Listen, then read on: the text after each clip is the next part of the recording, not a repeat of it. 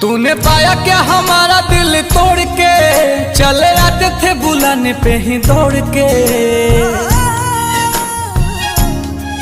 तूने पाया क्या हमारा दिल तोड़ के, चले आते थे बुलाने पे ही दौड़ के। चले आते थे बुलाने पे ही दौड़ के।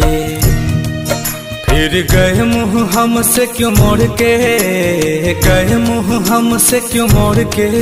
गए आखिरी निशानी जो तू छोड़ के।